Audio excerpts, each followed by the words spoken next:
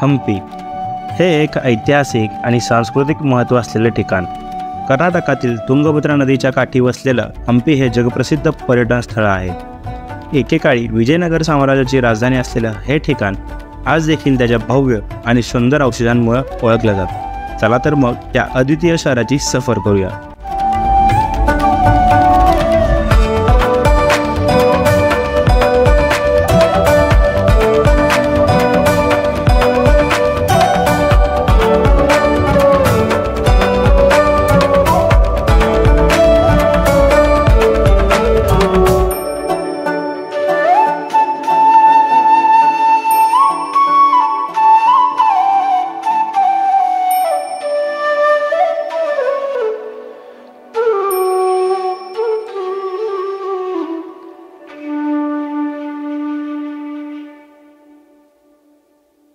So welcome to Hampi.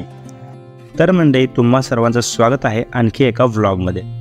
साधारणपणे सकाळी 6:30 वाजता साताऱ्याहून हम्पीच्या दिशेने आमच्या प्रवासाला सुरुवात झाली। प्रवास खूपच सुंदर होता। रस्त्याच्या दोन्ही बाजूने असलेली हिरवळ, डोंगरदऱ्या आणि निसर्गाची अनोखी छटा आम्हाला पाहायला मिळाली। अधेमध्ये आम्ही ब्रेक घेत होतो व पुन्हा त्याच जोमाने प्रवासाला सुरुवात करत होतो।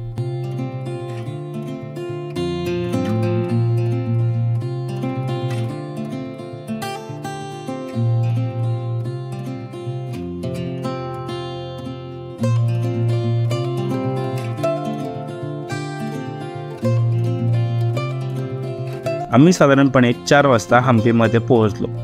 प्रवासाने खूप दमलेलो होतो, सो त्यामुळे थोडा वेळ रिचार्ज होण्यासाठी आणि खाण्यासाठी ब्रेक घेतला। त्यानंतर आम्ही आमच्या बॅग्स रूममध्ये ठेवल्या आणि थोडं फ्रेश होऊन लगेच मातंगा हिलच्या दिशेने सूर्यास्त बघण्यासाठी निघालो। मातंगा हिल म्हणजे हम्पीतील एक ऐतिहासिक टेकडी। येथून तुम्हाला संपूर्ण हम्पीचं विहंगम दृश्य पाहायला मिळेल।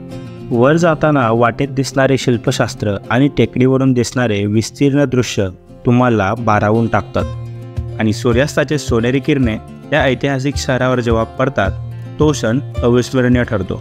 हा सूर्यास्त निसर्गाचा आणि इतिहासाचा अद्वितीय संगम आहे।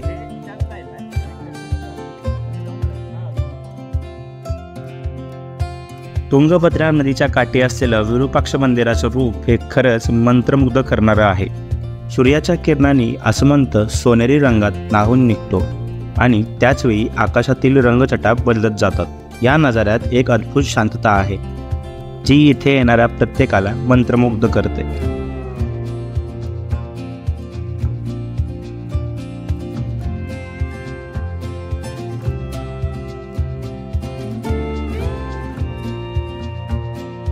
दुसऱ्या दिवशी सकाळी लवकर उठून आम्ही सूर्योदयाच्या वेळी हेमकूट टेकडीच्या दिशेने निघालो। आजचं हवामान थोडं वेगळं आहे। आकाशामध्ये ढग दाटून आलेले आहेत, पण तरीसुद्धा या निसर्गाचं अप्रतिम दृश्य आपल्या समोर आहे। हेमकूट टेकडीवरून आपण संपूर्ण हम्पीचा नजारा पाहू शकतो। तसेच येथून आपल्याला अनेक मंदिरे, दगडांच्या कलाकृती आणि हिरवेगार डोंगर आपल्या नजरेस पडतात।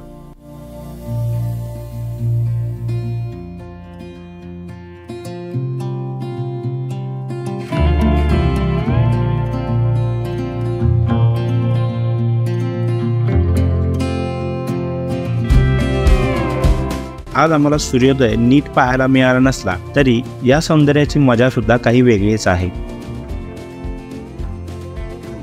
इथून आपल्याला विरूपाक्ष मंदिराचे सुंदर दृश्य पाहायला मिळतात।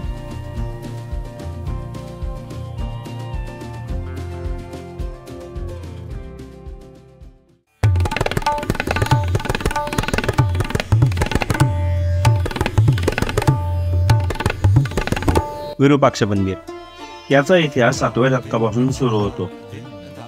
एक छोटे देवस्थान असलेल्या या मंदिराचा 16व्या शतकाच्या उत्तरार्धात एका विस्तृत संकुलामध्ये या मंदिराचा विस्तार करण्यात आला। मंदिराच्या प्रवेशद्वारावरील गोपुरम अत्यंत भव्य आहे आणि त्यावर कोरलेल्या शिल्पांमध्ये तत्कालीन वास्तुशिल्प कौशल्याचं दर्शन घडतं। गोपुरमपासून आत प्रवेश करताच विविध कोरलेल्या मूर्ती आणि भिंतींवर केलेले नक्षीकाम पाहायला मिळते। मंदिराच्या खांबांवर कोरलेली बारीक नक्षी, प्राचीन चित्रकला आणि कथा सांगणारी विविध दृश्य या ठिकाणाला अनोखी ओळख देतात।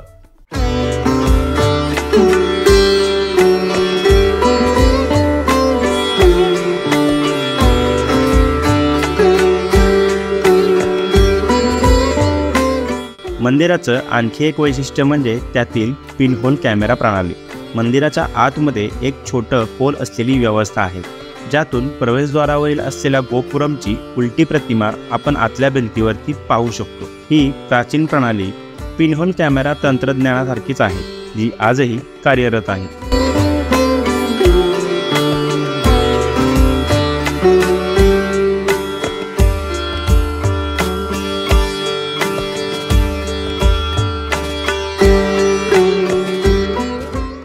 मंदिराच्या उत्तरेकडच्या बाजूला मनमत कुंड आहे। या कुंडाच्या शांत पाण्यातून विरूपाक्ष मंदिराचं अप्रतिम दर्शन घडतं। कुंडाचं पाणी अगदी निश्चल असतं आणि त्यात मंदिराचा गोपुरम तसेच शेजारील भव्य परिसर स्पष्टपणे प्रतिबिंबित होतो। हे दृश्य अगदी मोहक आहे। कृष्ण मंदिर। आम्ही जेव्हा कृष्ण मंदिरात प्रवेश केला तेव्हा मंदिराच्या प्रवेशद्वारावरच काही अप्रतिम मूर्त्या आमचं लक्ष वेधून घेत होत्या। या प्राचीन मंदिरातील शिल्पकला खरंच भव्य आणि सुंदर होती। मात्र या प्राचीन मंदिराच्या सौंदर्याशी स्पर्धा करत होते काही चित्रकार, जे आपल्या कलेतून हे मंदिर हुबेहूब आपल्या कागदावरती रेखाटत होते। या कलाकार हातांनी उभं करत असलेलं कृष्ण मंदिराचं चित्र खूपच जिवंत वाटत होतं। हा नजारा पाहताना असं वाटलं जणू इथे एक कलाकारांचा मेळावा भरला आहे। एकीकडे चित्रकार आपली कागदावरची कला दाखवत होते, तर काही फोटोग्राफर आपल्या कॅमेऱ्यातून या सुंदर मंदिराच्या प्रत्येक कोपऱ्याला कैद करत होते। आणि या सगळ्यांच्या मध्ये मी होतो, ज्याने या मंदिराचं सौंदर्य आपल्या व्हिडिओद्वारे कैद करण्याचा प्रयत्न केला। हा अनुभव खूपच खास होता, कारण एकाच ठिकाणी इतके कलाकार वेगवेगळ्या माध्यमातून हा एकच विषय म्हणजे कृष्ण मंदिर आपल्या वेगवेगळ्या कलांमधून मांडत होते। कृष्ण मंदिराचं बांधकाम 1513 साली विजयनगर साम्राज्याचे राजा कृष्णदेवराय यांनी केलं होतं। मंदिरांच्या भिंतींवरती कोरलेले शिल्प आणि चित्र त्यावेळच्या समाजाचं आणि कलांचं दर्शन घडवतात। आज या मंदिराचा इतिहास जरी थोडासा धूसर झाला असला तरी त्याचं सांस्कृतिक महत्त्व आजही जिवंत आहे। इथे येणारे कलाकार आणि फोटोग्राफर हे या मंदिराच्या सौंदर्याचं आणि ऐतिहासिकतेचं जिवंत साक्षीदार आहेत।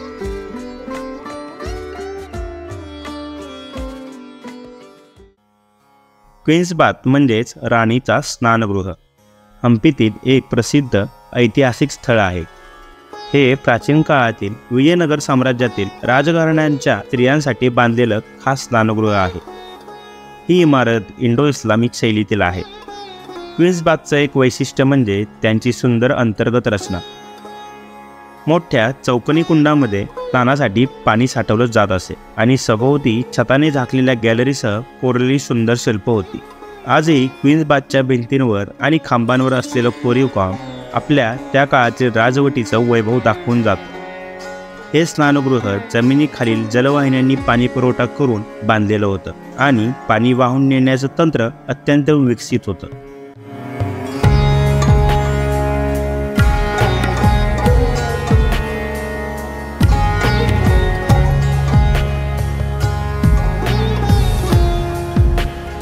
या ठिकाणाला भेट देताना त्याच्या ऐतिहासिक आणि सांस्कृतिक महत्त्वाचा ठसा आपण आजही पाहू शकतो।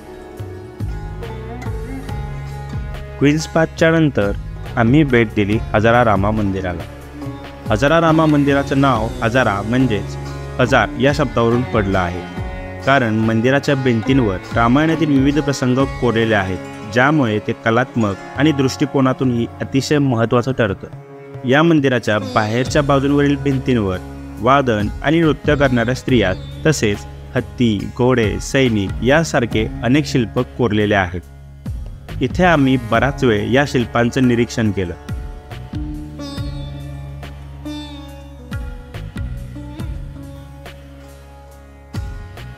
इथल्या शिल्पकलेतील बारीक सारीक तपशील मनाला भुरळ घालतात। प्रत्येक कोरलेल्या आकृतीत काही तर अद्भुत लपलेलं आहे।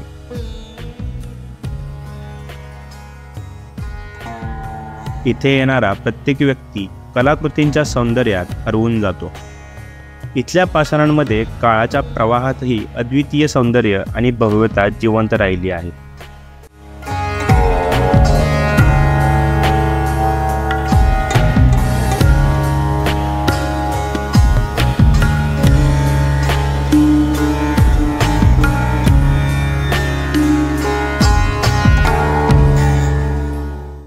हा आहे हम्पीमधील लोटस महल म्हणजेच कमल महल। ही 2 मजली रचना इंडो इस्लामिक वास्तुकलेच्या शैलीचे खूप चांगले उदाहरण आहे। हा महल इतर राजवाड्यांच्या तुलनेत कमी भव्यतेचा आहे, परंतु त्यातल्या नाजूक आणि समर्पित रचनेत एक शांती आहे जी तुम्हाला इथे थांबून विचार करायला भाग पाडते। लोटस महल मुख्यतः राजघराण्याच्या महिलांसाठी बांधले गेले होते।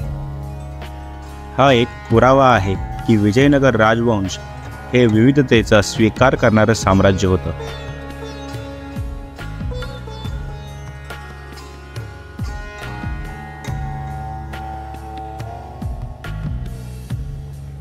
एलिफंट स्टेबल म्हणजेच हत्तीचा तबेला हे एक शाही वैभव आणि साम्राज्याची शक्ती याचं उत्तम उदाहरण आहे। विजयनगर साम्राज्यातील हत्तींना ठेवण्यासाठी बांधलेलं एक भव्य आणि अद्वितीय अस्तबल।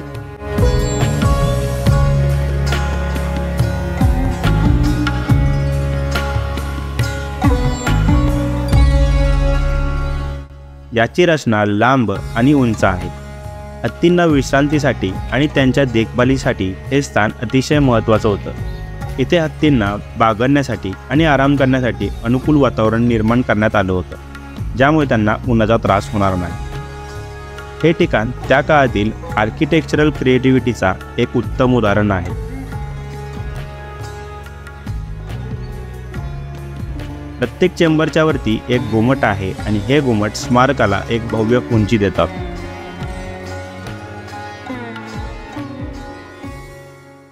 हत्तींच्या तबेल्याच्या शेजारीच अजून एक वास्तू आहे, म्हणजे गार्ड्स क्वार्टर्स किंवा रक्षक गृह। ही वास्तू सध्या केवळ एक ऐतिहासिक स्थळ म्हणून संरक्षित आहे आणि पर्यटनासाठी खुली आहे। सध्या या ठिकाणी काही शिल्प आहेत। ही शिल्प राजधानीच्या विविध भागातून मिळवलेली आहेत आणि ती प्रदर्शनासाठी येथे ठेवलेली आहेत।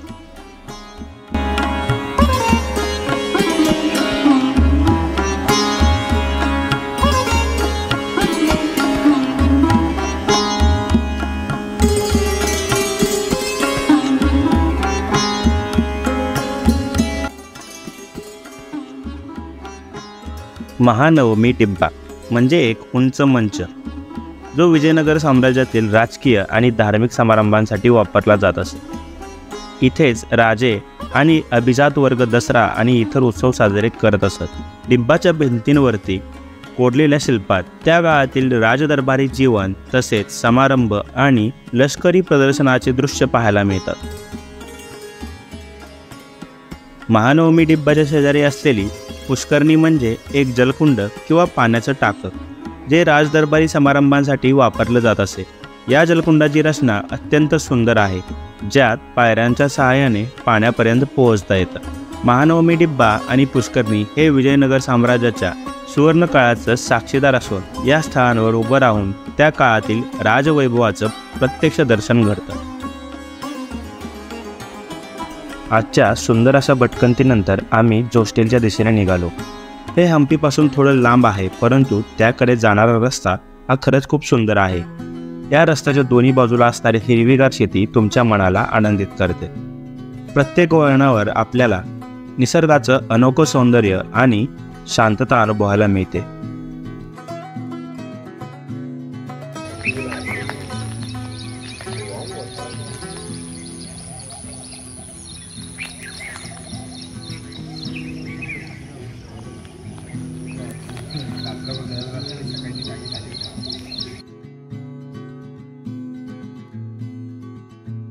आजचा अपडेट असा आहे की बऱ्यापैकी आम्ही जी ठिकाणं ठरवली होती हम्पीमध्ये फिरण्यासाठी ते सर्व कवर केलेले आहेत। आणि काल रात्री आम्ही तिथे जोस्टेलला चेक इन केलं। जोस्टेल खरंच खूप सुंदर प्रॉपर्टी, जोस्टेलची खरंच खूप वेगळी वाईब आहे। थोडंसं आतमध्ये म्हणजे ॲक्च्युली मेन रोडपासून हे खूप लांब आहे। अंजनाद्रीपासून हे 8 किलोमीटर आहे आणि मेन हम्पीपासून हे 20 किलोमीटर अंतरावरती आहे। आणि इथला कॅफे, इथलं फूडसुद्धा भारी।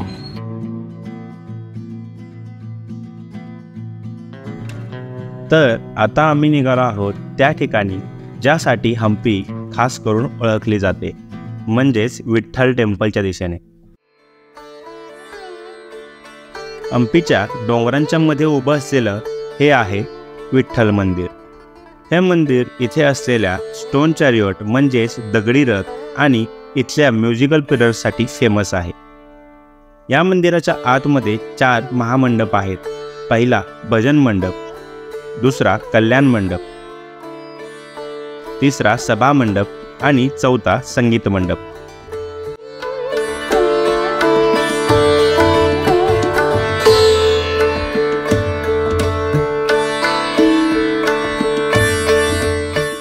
या मंदिराबद्दल डिटेल जाणून घेण्यासाठी आम्ही इथे एकाकडून गाईड घेतले. ये मंदिर है ना 2 पीढ़ी में निर्माण किया सर, 14th और 15th सेंचुरी में. 1435 में देवराया सेकेंड नाम बोल के उन्हें काली गर्भ को निर्माण करते सर. बाद में आपको दिखाएगा वो मंदिर का नाम है विठल मंदिर. बाद में और एक प्रसिद्ध राजा आता था, राजा कृष्णदेव नाम बोल के, उन्हें ओडिशा तक युद्ध जीते थे. युद्ध जीतने के बाद में मंदिर का मरनामकरण करते थे विजय विठल बोल के. विजयी होने के नंतर ओडिशा से इस तरफ आने के समय ओडिशा में एक प्लेस है कोणार्क नाम बोल के, उधर एक सूरज का मंदिर है, सन टेम्पल. हम बाहर से देख सकते हैं, रथ का मॉडल है. उन्हें देख के इंस्पायर होकर इधर एक रेप्लिका बनाया. पहले रथ का टोटल हाइट था 26 फीट, अभी हम देख सकते हैं 16 फीट है. 10 फीट ऊपर का पार्ट है ना, ऐसे ईंट से निर्माण था सर. ये नेचुरल डैमेज हुआ, इसीलिए ऊपर का पार्ट क्लियर करके डिपार्टमेंट सीमेंट रखा. और रथ है ना एक शिला बोलते, मतलब एक ही बड़ा पत्थर लेके एक ही पत्थर में 7 लेयर्स 28 पीसेस कट करके इंटरलॉक सिस्टम से बनाया सर. ऐसा रथ का मॉडल इंडिया में 3 जगह में. One is sun temple in Konark Odisha में, second one is Tamil Nadu state Mahabalipuram temple, third one है हम्पी में. बहुत बड़ा सुंदर मॉडल है हम्पी में. हम्पी डिक्लेयर हुआ 1986 में वर्ल्ड हेरिटेज साइट बोल के. ये आपको बोले ना मंदिर के अंदर मूर्ति ने, पहले मूर्ति ऐसा था, ऐसा सेम मूर्ति महाराष्ट्र पंढरपुर में देख सकते हैं.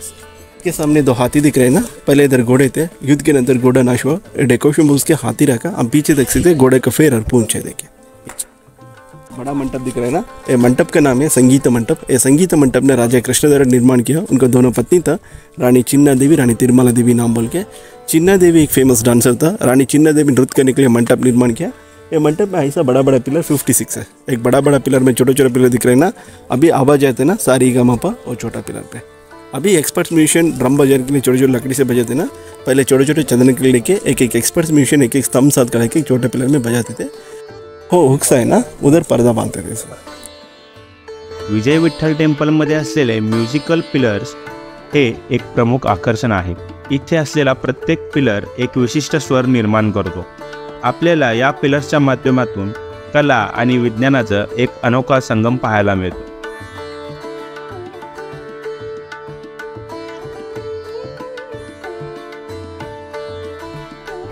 जसजसं मी मंदिराच्या आतमध्ये गेलो तसतसं मला या मंदिराच्या भव्यतेचं आणि त्या काळाच्या स्थापत्यकलेचा अद्भुत नजारा पाहायला मिळाला. इथे असलेला प्रत्येक स्तंभ, भिंत आणि मूळ प्रतिमा यांमध्ये केलेले नक्षीकाम खरोखर अद्भुत आहे.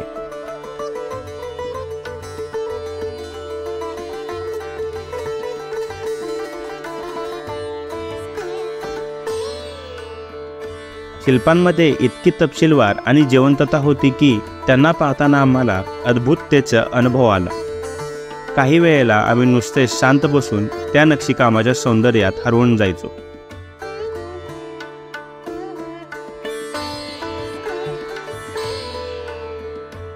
मंगोलिया, चीना, पोर्चुगीज़, अरेबिया और फ्रेंच लोग भी है. कपड़ा भी अलग अलग है, फेसेस भी अलग अलग है. एक घोड़े खरीद करने के पहले परीक्षित होते हैं. इधर देखिए और एक चित्र ने एक सोल्जर ने घोड़े का मुंह ओपन करके दांत चेक करते एज कंफर्म करने के लिए, और एक सोल्जर है ना राइड करके टेस्ट करते स्ट्रेंथ चेक करने के लिए. बाद में एक रेड फिश करके लेने देने आ पा रहा है. ऐसे एक ही पत्थर में अलग अलग चित्रण किया. ऐसा देखे तो भगवान का डोर डेकोरेशन होता है ना, फ्रेम जैसा ऐसा है, प्रभावड़ी और कीर्तिमुख बोलते हैं. ऐसा देखे तो नरसिंह का फेस ऐसा, लाइन का फेस जैसा. ऐसा देखे तो दोनों तरफ 2 घोड़ा फाइट कर रहा है. ऐसा देखे तो मेन मंदिर है हम्पी में, विरूपाक्ष नंबर को उधर एक महादेव का मूर्ति है. ऐसा है 1 हेड एंड 2 एनिमल बॉडी चित्रण ऐसा. ऐसा देखे तो हाथी है, ऐसा देखे तो बैल है ऊपर दिख रहा है. इधर देखे और एक चित्रण का हाथी है ना, साउंड के साथ फेड खींच रहे. ऐसा देखे तो पत्ते में गणपति है, ऐसे गणपति बप्पा. ये सभा मंडप है. मंदिर के अंदर विशेष समय पूजा करने के पहले इधर राजा और भक्त लोग गैदर होकर डिस्कस करते हैं कौन सा पूजा कौन सा करना, निर्णय लेते हैं. निर्णय मंडप. इधर देखिए अपोजिशन में एक ट्री दिख रहा है ना, चंपा ट्री है सर. इधर 1856 में एक फॉरेन फोटोग्राफर आता है, अलेक्जेंडर जॉन ग्रीनलैंड नाम बोल के. उन्हें फोटोग्राफी करने के समय छोटा था, उस समय से इस समय कैलकुलेट किया तो 168 ईयर्स है. अभी जीवंत है. मतलब ये मंदिर के पीछे एक नदी है सर, तुंगाभद्रा नामक. ये रूट्स है ना बहुत ज़्यादा अंदर गए, पानी लेके जीवंत.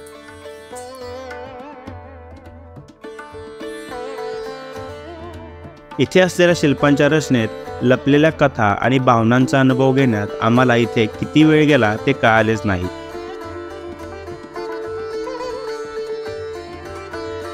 जेव्हा आम्ही इथून बाहेर पडलो तेव्हा या शिल्पकलेचा जादुई अनुभव आमच्या मनात खोलवर रुजला होता. जणू तिथल्या प्रत्येक नक्षीने आम्हाला एक अनोखी कथा सांगितली होती. हा एक अनोखा अनुभव अजूनही आमच्या मनाच्या गाभ्यात ठळकपणे उमटत होता.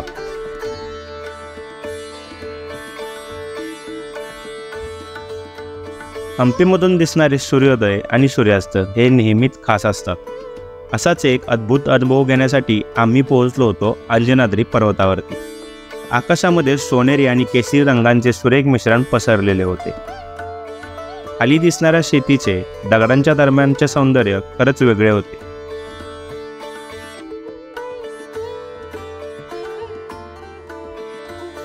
तलावाच्या पाण्यामध्ये झाडाचे प्रतिबिंब चमकत होते.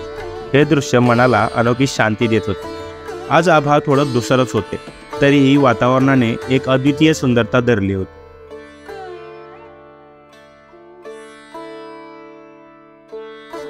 आजचा हा सूर्यास्त दिवसाच्या प्रवासाची एक निसर्गरम्य सांगता घडवून गेला. मनात हम्पीच्या अविस्मरणीय क्षणांची एक अमूल्य आठवण ठेवून आम्ही माघारी निघालो.